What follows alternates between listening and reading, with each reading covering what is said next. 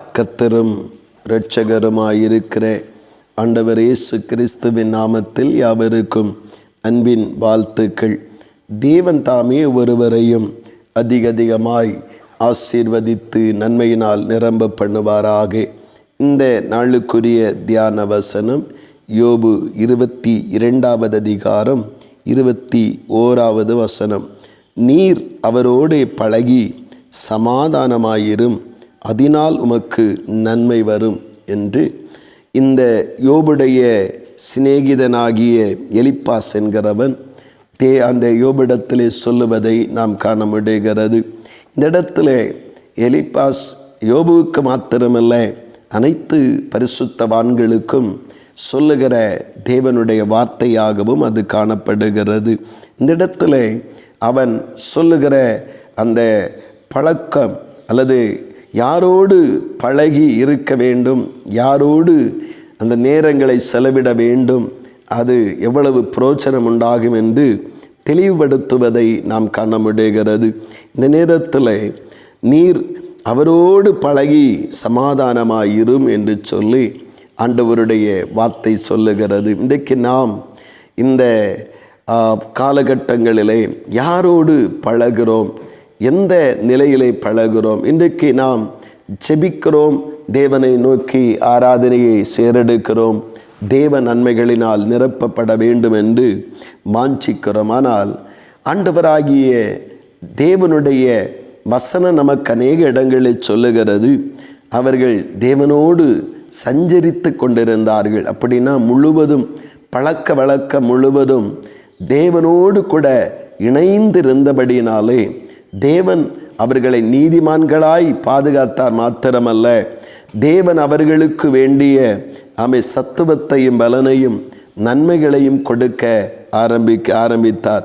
இன்றைக்கு நம்முடைய வாழ்விலே நாம் யாரோடு அதிக நேரம் செலவிடுகிறோம்? மனிதனோடா, இல்லை உலக காரியங்களோடா, வேலை காரியங்களோடா?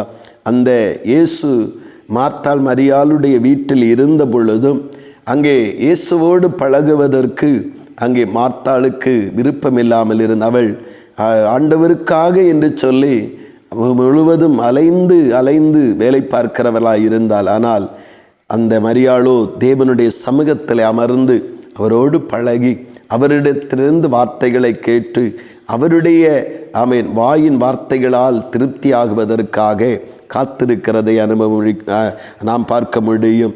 யார் நன்மைகளை பெற்றுக்கொண்டார்கள் என்று வேதம் நமக்கு சொல்லுகிறதையும் நாம் அறிவோம். இன்றைக்கு நம்முடைய வாழ்வு யாரோடு நாம் பழகிறோம், யாரோடு நேரம் செலவிடுகிறோம்?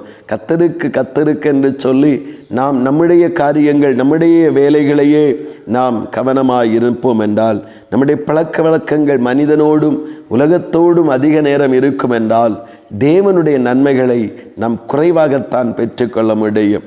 தேவனுக்கு கொடுக்கிற ஜப நேரங்கள், தேவனுக்கு கொடுக்கிற ஆராதனை நேரங்கள், தேவனுக்கு கொடுக்கிற முக்கியத்துவங்கள் நமக்கு குறைபடும் என்றால் நன்மைகளிலும் குறைவுண்டாக அது தானாகவே மாறிவிடும். இன்றைக்கு நம்முடைய வாழ்வு இந்த வார்த்தையின்படி தேவனோடு பழகி அவரோடு கூட சமாதானமாக இருப்போம்.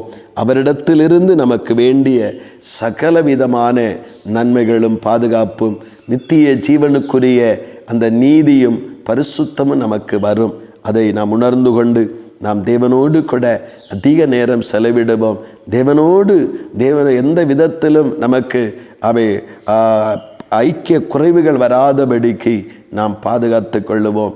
ஆண்டவராகிய தேவன் நம்மை நடத்தி செல்வாராக. ஆமீன், ஆமீன். செபிப்போம். அன்பின் பரலோக பிதாவே, நல்ல இந்த காலை நேரத்திற்காக ஸ்தோத்திரப்பா. தேவனே, யோபுக்கு சொல்லப்பட்ட வார்த்தை எங்களுக்கும் சொல்லப்படுகிறதே. தகப்பனே, நாங்கள் ரட்சிக்கப்பட்டவர்கள் தான், தேவனை அறிந்தவர்கள் தான். அதனால எங்களுக்கு ஆசீர்வாதம் அல்ல, நாங்கள் எவ்வளவு தூரம் தேவனோடு பழகி, தேவனோடு நெருங்கி, தேவனோடு உறவாடி, தேவனோடு உலாவி, தேவ சமூகத்தில் காத்திருந்து நாங்கள் தேவனுக்குரியவைகளை தேடுகிறோமோ, அப்பொழுதுதான் எங்கள் வாழ்க்கையில் நன்மைகளின் பெருக்கத்தையும் ஆசீர்வாதத்தையும் பெருக்கத்தையும் காண முடியும்.